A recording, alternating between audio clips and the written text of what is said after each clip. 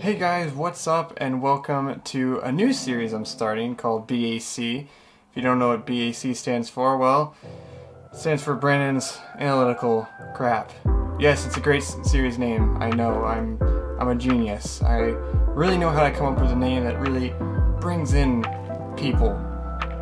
100%. I'm just so good at this. You can tell I've been doing this for many years, right?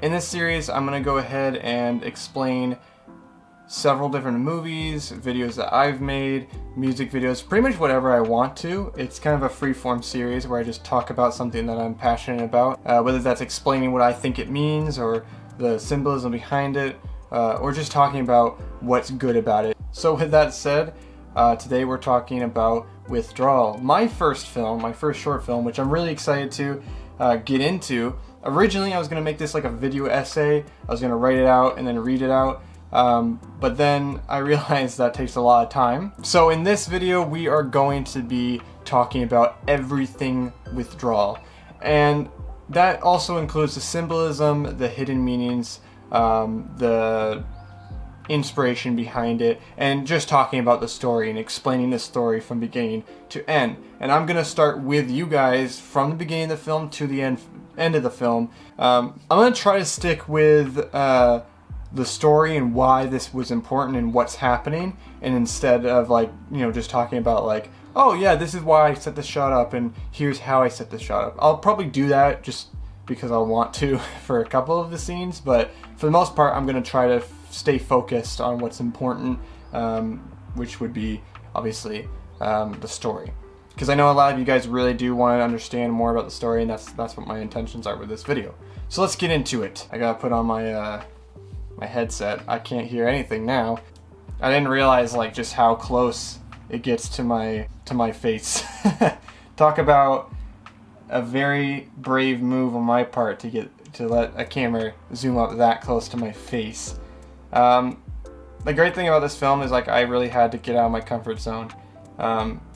But as far as the story perspective goes, this is the earliest scene in the film, literally, but also as a timeline goes, because obviously throughout this film it kind of jumps timelines a little bit because it goes into Jackson's timeline, Derek's timeline. It kind of switches up throughout the film. Obviously, I almost forgot, I need to give you guys context to what's happening in the beginning of this film. I'm going to do that in just a second, but I'm going to get through this scene and then we'll talk about what happened before this film, so that you guys can kind of be filled into that, because some of you might have missed what the heck's happening and that's totally fine. We'll talk about what that scripture stands for later, because it's not really clear what it means right now, and it'd be too hard to get into it right now. That's what I look like when I've had a bad day. I look in the mirror with an intense anger towards myself. But for context though, that really gives Jackson a little more of a scary vibe to him. I think without those scenes you would find that Jackson doesn't seem like a very scary person. He obviously is.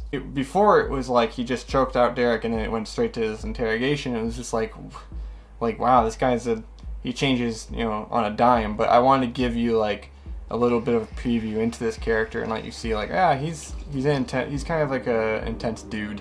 Alright, so this is really important, so we're going to get into this, and this is where I'm going to have to explain some context. Alright, so on May 12th, 2018, a government warehouse was bombed. So let's go way before that. Before this government warehouse was bombed, there was something that was invented who knows how many years ago. There's really no date here, and I'm not gonna try to create any kind of fake story. I'm not gonna release anything that I have until I make a second film. I'm not gonna tell you guys, yeah, this actually happened on this date. Here's some secrets I wrote down, and I'm not gonna do that. So I'm just gonna assume a couple years ago, 10 years ago maybe, these cosmetic drugs were designed. These drugs that allowed us to evolve humanity, and all this is explained by Jackson. Jackson talks about how in the past this drug was developed, and its promise originally was to evolve humanity. We know that soon after that, it got into the public because apparently there was a lot of corrupt doctors, and there was a lot of people that were paid off, and a lot of shifty stuff happened. Maybe the government was kind of paid off. Who knows? We all know that bad things get through, usually because there's a lot of corruption. So obviously corruption played a part in getting this drug out into the public. Once it hit the public, everybody was taking it. This is something he mentions. As the movie plays out and as Jackson continues to describe it, he says how, you know, people were using these drugs and spending a lot of money on them. Obviously they were probably fairly expensive to get a hold of.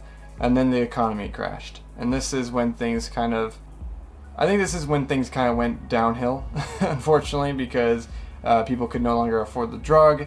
When they couldn't afford the drug, they had to deal with the withdrawals. Now, the withdrawals are super severe because you can't get rid of them. They don't go away. They're not like normal withdrawals, like after, you know, coffee addiction or something. You like after a coffee addiction, you know, you can get over it, like a couple of headaches. This is like extreme drug addiction, but you can't get rid of it.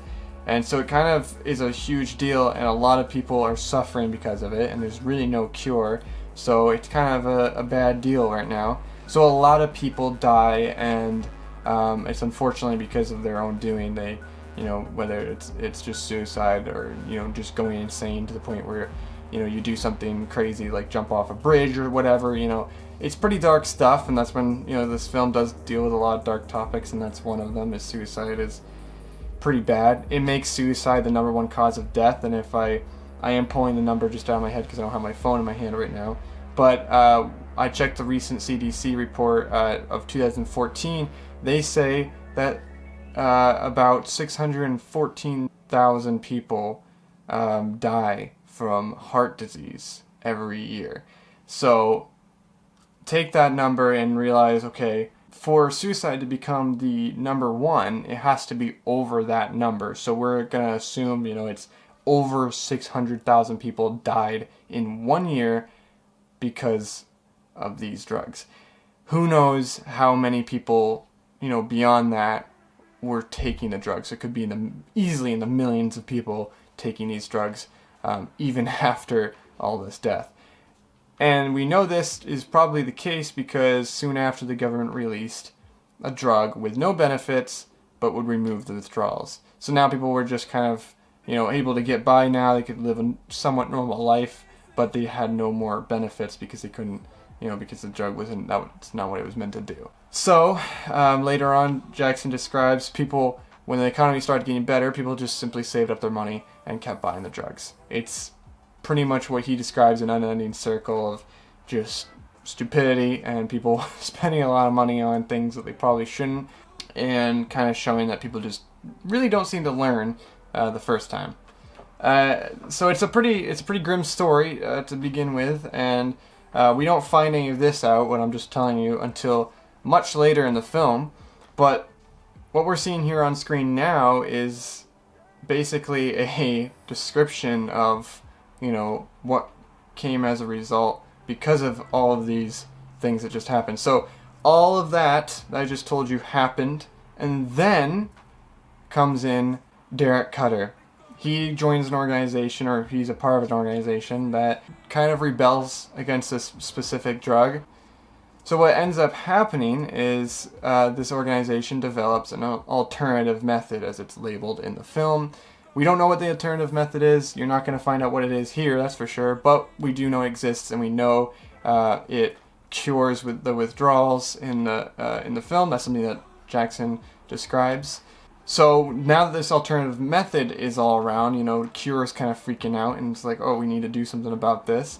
And if you don't know who Cure is an organization, a secretive government organization. And when I originally wrote them up and I designed Cure and I came up with the whole idea of Cure, I thought of it as a illegal government agency, one that can do things without any of the red tape. Cure hunts down Derek Cutter after he decides to blow up a warehouse. Why did he do this? Well, it's actually explained in the film that he did it because of the alternative method. Cure was getting closer and closer to finding the alternative method, and so he decides, I gotta stop this, and goes and blows up a warehouse, which would now force Cure to now go deal with him, because he's now considered a pretty big deal and a pretty big threat. And if they don't deal with him, what if he does it again? And Cure wants him specifically because they he might know things about the alternative method, he might have information they need, so they want him himself. That's why they're not sending like the FBI or the CIA or anything. So that's why Cure goes after him, because they're like, this guy's might have stuff that we need that might make it even easier for us to find the alternative method. So that's why Cure's hunting him down instead of some other organization. But what happens is that Derek accidentally, I mean, I don't know if he really thought about it, but he ends up killing 13 people, which is kind of explained in this first opening scene. Yeah, that's pretty much the context behind it. I went as fast as I could because there's so much there. But now what we're hearing here is the aftermath of all of these things that have happened. We're coming up to this point, and now that I've explained this to you, I don't really have to, like, we're going to burn through the film relatively quickly, so don't worry. There's only so much more secrets that I can give you now. But yeah, on May 12th, he blows up the warehouse, he kills 13 people. Obviously, it's been a little time after that. The government agency finds him in his cell. They're getting close to finding him, and so he decides to just give himself up. This is something that's described later in the film with Jackson when he's on the phone. He talks about how, yeah, he's pretty much giving himself up. He's going to an open public area. We're gonna find him. He knows that. So clearly he's just trying to save his cell and not get them involved in something that he clearly did wrong. So that's that. I want to point out one thing here. Soon after, a secretive government agency known as Cure, blah blah blah, was sent to deal with the terrorists involved. Terrorists has quotation marks because this is not a biased little text thing, I guess. It's not trying to say like these are terrorists. It's saying they say they're terrorists. So technically you could say that Cure, this is Cure saying they're terrorists, but in reality they may not be. So if you thought that like, oh, Derek Cutter's a terrorist, he's not. He could technically be considered one, if depending on what lens you're looking at it from. This is obviously Derek Cutter driving to the church. He's in a pretty sorrowful mood, hence why the kind of dramatic music and the unhappy tones to the film overall. We finally get to see that Derek Cutter is actually emotionally messed up from this. He's not particularly happy about what's going on. There is regret in his heart, and I think that's important for you guys to know, and for just the story going forward, just to know that Derek is definitely not happy with what he's done. And obviously here we see him praying, which is another kind of sign that, yeah, he's not happy about what's going on. And of course the classic scene with a very good song, I'll Be Seeing You. It's a good song. The reason why I picked it was because I wanted it to be a positive with a negative. It makes the audience feel way less comfortable in listening to that song. It puts you as an audience, like, you're going to feel uncomfortable because you're listening to something that should be good and calming and happy, but now it's being associated with something that is quite honestly the complete opposite of that. And that's something that I love doing in film, and is one of my favorite things when done in film. There's a reason why obviously Jackson captured Derek, is because he didn't want Smirk to beat the living crap out of Derek. He wanted Derek to be safe. He felt sympathy for Derek in a way, but also just didn't want Derek to be too messed up. He wanted to be able to, work with him, and this kind of goes into the cunning aspect of Jackson. He's a smart guy. He knows how to get to people, and he knows that he has to kind of take a different approach with Derek. So it's very interesting. So this is actually 6 hours earlier, and if you remember the eye-opening scene, like in the very beginning, that was the earliest scene. This is right after that, after he washes his hands. Derek sacrificed himself. One, because he knows he deserves punishment, and two, because he knows no one else deserves punishment for what he did. That is why he did what he did. Jackson knows that's why he did it, and that's an important thing. That's all you need to really know from this scene. There really isn't anything else there other than just some context. So this is like the first scene of the interrogation, and this is all very, very important. It's a large portion of the film, and so for me to walk right by it would probably be a bad idea. Obviously, we know the context of why Jackson's doing what he's doing and why Derek's doing what he's doing. They both are against each other. They're both on separate sides. However, there's more to Jackson than meets the eye. So we're going to go into Jackson, and we're going to also talk a little bit more about Derek. Jackson starts out very calm, very like reassuring, very much, you know, being like, "Are you okay, buddy? Do you need anything?" Like, you know, kind of the good cop mentality. And this is simply because he feels for Derek, and he wants Derek to be okay. He wants Derek to get out of this, because Jackson actually used to be a part of the same organization that Derek was a part of. He was captured at one point, or supposedly. We know that he obviously had to have some connections, because he says, you know, "I was one of you." You know, they probably tell you, you know, stories about me. Obviously, he's, you know, kind of trashing the, you know, Derek's friends, or the organization Derek's a part of, because he feels that maybe they're saying, you know, "I didn't actually believe, you know, in God and stuff." And that's something very important to mention, is that Jackson says, you know, they probably say, "I don't believe in God." You know, all of these members believe in God. It's a Christian organization. These are Christians taking this on. And a lot of people actually ask me, like, are these guys Christians, or are they just like, what's happening here? A lot of them are Christians. At least these two are. We know that for a fact. Jackson was a Christian. He believed in God. He literally says it. Why would he mention that, other than the fact that obviously God must be an important factor to these guys if he bothers to mention that, because, you know, if, say, there's just a few Christians in this huge organization, that's still not really something important to bring up. He brings that up as if, like, that's a loyalty factor to the organization. Like, yeah, I believed in God. I was a Christian. I was one of you. I really did believe. And they, you know, are they saying that I wasn't? You know, and that's why I, you know, went converted and stuff. You wouldn't bring that up unless that was something that's really important to the organization. Derek and Jackson are most likely dedicated Christians, and that's why they do what they do, because they're trying to help people, and they feel that taking action is important, and this is what taking action, to them anyway, looks like. I'm not saying this is how Christianity should run things, but this is how these Christians went about it. And obviously, they're not perfect, because Derek messed up big time, and he's realizing that, he's learning that. And Jackson clearly had some mistakes too in his past, and is making more by staying on the bad guy's side, because we know Kier is pretty much a bad guy organization, and we know that he's, you know, we don't really know the extent of how he ended up being converted. Could have been through torture, could have been through, you know, whatever. We don't know. Maybe that's something that is explored in the future, but for now, all I can say is he clearly was messed up, and he clearly knows a little bit about torture, because he later on in the film will mention that he knows better than anyone how smirk works, and that he doesn't have any mercy, probably because Jackson was tortured personally by Smirk. So that's pretty crazy and a little scary, but that's kind of what I was trying to go about telling with Jackson. So with that said, Jackson's trying to help Derek in this moment, or thinks he's helping Derek in this moment by trying to help him get a way out. Tell me the information I need to know, I'll get you out of this. I'm a good guy. That's how Jackson's thinking right now, or at least he's been taught to think. I will regret it until the day I die. But you and I both know that people make mistakes that cost. So this scene's kind of important. It's one of the only scenes Derek Cutter actually talks.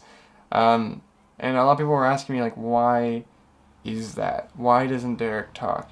There's a symbolic reason for it, but for quite literally, it's because Derek doesn't want to give up any information. He's trained not to give up any information. And also, he has nothing to say other than this. This is all he feels that he needs to say.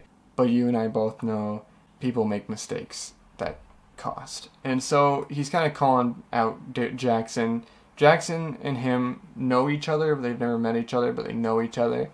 Probably because Jackson's also was probably a fairly popular agent as well at one point. They knew each other, or knew each other's names. And what what Derek's saying here is like, well, you converted and you clearly made mistakes and you clearly ended up here, and so it's like, you know, we all make mistakes. No one's perfect, but at the same time, he is super regretful for what he did, and he knows that he's going to pay for what he did, and he has absolutely no interest in trying to get out of that. So that's an important factor here. Jackson has been through a lot, and obviously he's probably been tortured, and so he feels that he paid for everything he did. So he kind of feels like he's done his time. He's fine, which is obviously sort of true, but at the same time, not really. You never really can pay off what you've done. So Jackson pretty much tries to use the explanation of the drugs as a way to kind of show Derek, kind of reprogram Derek's mindset to think and to believe that, well, it wasn't really the government's fault, it's people. I think where Jackson kind of misses is that he doesn't realize that Derek understands this. Derek understands that people make mistakes, but he's not going to just stop trying to help people get better and give people the opportunity to be better and ultimately find Christ. And that's what a Christian does. I think that's what Christians want to do. They don't care, like, if you're, if you've been through a bunch of horrible things, or you've done a bunch of horrible things, or just had both. You still have to try to be a better person, and the Christian's goal is to try to help you get there. And Jackson's kind of forgotten that element to it, and kind of thinks that that's a false way of going about things. The economy collapsed and people couldn't afford the drugs anymore. And then suicide became the number one cause of death. So this is really important, and honestly, I think this helps humanize Jackson a little bit, because he's not an awful person. You kind of can actually figure out why Jackson originally joined the organization in the first place, why he took action, is because he clearly felt horrible about how many people were dying. Over 600,000 people probably died in a year in order for this, because of this drug. And clearly he feels a lot of guilt, and he's very passionate about this situation.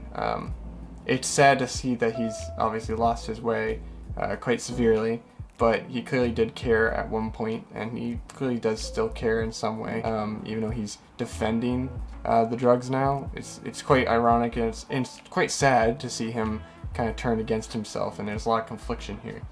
So that was why I put that scene in there, and that's why I wanted this line to be in there, is to show that, Jackson's not a horrible, horrible human being, but he is definitely a broken one. This whole scene is really interesting because it's such a transformation of, like, showing you, like, yes, Jackson's a slightly good guy, but then he kind of acts like this. This is pretty much the film in its entirety. Of course, we have the final scene, and before we get to that, I want to talk a little bit about the symbolic elements to the film, because we're getting to that point where I want to and I can. So I want to just end it here with saying a couple things about each character. Obviously, we know that Derek's a conflicted good guy. He's this, good guy that has good intentions. His heart's in the right place, but he makes a mistake and he's paying for it. He knows he has to pay for it. And in a way, he wants to be like Jesus, in the sense that he wants to accept what's going to happen to him, accept his fate, much like how Jesus obviously accepted his fate to the cross. I think there was, obviously I'm not saying that Derek's like the Jesus of this film, he's not, but he's in a way acting humble and calm about it, like Jesus was, and didn't take every offer he could to get out of it. He didn't try to get out of it in any way. Obviously, I like to think that prayer that he prayed was maybe one that said, hey, can you get me out of this, God? But I think he was ready to face his demise one way or another. So the reason why I didn't have him speak a lot was obviously for symbolic reasons, which I kind of talked about. I kind of gave him away. It's obviously because he's trying to be more like God, in the sense that he's trying to, be humble and be, and accept his fate in that way. And so he kind of just takes the beatings one after another. He doesn't try to get away from it. It only speaks very little. Only when he speaks, when he really has actually something to say. The one reason why I didn't have him speak a lot was simply because I just wanted him to be, when he did speak, I wanted it to be important and to be special, and people be like, oh, he spoke, he said something, Those words are important, and arguably probably one of the more important words said in the film. So there's that. Jackson is also an interesting character in the sense that he's complicated, and he's very broken, kind of crazy, and he thinks that he's right. He wants to be right, but he really isn't. So yeah, it's obviously bad, and obviously he shows his bad sides, but so obviously there is a dark side to Jackson, but I think he does have some good in him, and that's shown throughout the film. Not always, but definitely it's there. So yeah, that's Derek and Jackson, and that's where they're at right now. Quite interesting characters. Of course, what about Smirk? And we're going to get into Smirk right now. We're going to actually talk about it. But Smirk is pretty much the ultimate bad guy. That's pure as that. I definitely love him as a character. He's a great bad guy, and he's really interesting. To get into what the masks mean now, I can finally do that now that we're talking about Smirk. Go into it in a second. But for Jackson's mask, his mask has these like little tear lines, and it's because he's not happy with what he's doing. He doesn't enjoy hurting people, but he is. And so yeah, that's the symbolism behind that. And I bet you can imagine what Smirks stands for, so we're going to get into that right now. So this opening scene is really interesting because, if I pause it right here, you can actually see Smirks watching him from over here. And the reason why that's happening is because Smirk could have just taken him right to the trunk, right there and then, at that chair. But he didn't. He wants to play with his victim. He enjoys the experience, hence the smile on his mask. He enjoys what he's doing. He's a psycho. Overall, I'd just say he's crazy. He's kind of a messed up dude. And he's the hitman, and he wants to make it more challenging for himself to take out his target. And so in this situation, he's like, alright, I'm going to let you think that you can get away. And so he actually leaves the keys in Derek's car so that it kind of gives Derek some hope for a second. But obviously that dies out quick. But yeah, that's a little Easter egg. If you probably didn't see that, but that was actually, that was him just standing there being creepy. Alright, there it is. So this is the scene. So you can see there's a bottle and there's an axe. We brought that axe, by the way. That's my axe. I don't know why. I don't know why I just have an axe lying around my room. It'd be interesting if we showed this scene where, again, Smirk has an option between the axe or a bottle. And he decides to take something blunt, something ineffective, and use it on our boy Derek. It's kind of scary, actually, the fact that he decided to use a more challenging weapon, because honestly, I personally, if I had the two options here, I'd probably take the axe. The fact that, you know, Smirk chooses a bottle just says something about him. So we just kind of gave that moment there. So some of you may have just kind of looked over that, but that is why we had that. So visually, this is a really important scene. Jackson comes in for the final moment. This is kind of when Derek's kind of out of it at this point. And he kind of tells him, like, you know, you're nothing like him. Yeah, he says you're nothing like him and you won't rise from this. The reason why he says that, he says, like, again, confirming the fact that Jackson catches on to, like, oh, you probably think you're like God, you know?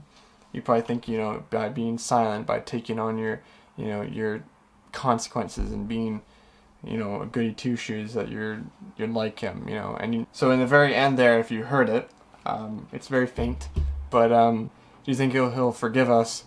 I hope so. This is Jackson's other side talking, where he's saying, I hope he'll forgive us. You know, speaking to Derek and himself. He's like, I hope he'll forgive us for what we've done, you know, because he's regretful. Jackson once again lifting his head in anger. This is a moment of Jackson again being ticked off that he failed to get what he needed from Derek. And I like to think, you know, obviously it's open to interpretation what the scene means. I think he's also angry that he's still doing this and that he's sending another good person off to their death, probably, or just to be tortured or to end up like him. He's ticked off at that. And so that's what this scene's all about. I know some people were curious, what does this mean? It's just a lot of rage in him, and that's Withdrawal Explained. I'm so happy to have this video done. It was a lot. I hope you enjoyed everything about it, and I hope I explained everything. Obviously, there's a lot of symbolism in here that I want to go over real quick. One of the bigger things here that I wanted to kind of hit home at is that people are broken all across the board. whether it's in Christianity, whether it's not, whether it's in the bad guys, whether it's in just people doing drugs and stuff. It's just a broken world. The thing is, a lot of people are asking me, like, where's the hope in this film? And I said, and my answer would really be, like, there isn't any. And that is the point, is that there's no hope in any of these people. Derek's not your hero. You can't latch on to him. You know, you can't really be a fan of any of these people because they're all pretty bad people that have done bad things. Derek's a murderer. He's killed 13 people. How can you, really look at him as a hero? He's not, and he doesn't win. He gets beaten up and thrown into a truck. I ask you, where's the victory here? And there isn't, because you're not going to find it in people. And that was kind of my point, that you're not going to find your salvation through people. You're going to find it through God. And as a Christian, that's what I believe, and that's what I wanted to say with this film. I think that's something that, not everyone maybe will agree with, and that's fine. But it's what I wanted to say, and I think that this film just says that. That's what I said. I say it pretty clearly, or maybe not. Maybe it's a little vague, but that's what I was going for with this film, is that there's no real heroes here, except for God. I also think this film talks about heroin and obviously drugs and what it does to people. We get sucked into it, and we, get sucked into addiction and to feeling good in that moment. And I think this goes beyond just drugs. I think this goes on to a lot of different addictions. You can probably come up with a few of them just in your head right now. There's so many different things to be addicted to, so many different, ways of being addicted, and they all really can hurt you in a huge way. Obviously, I don't want to forget explaining what this original scripture means.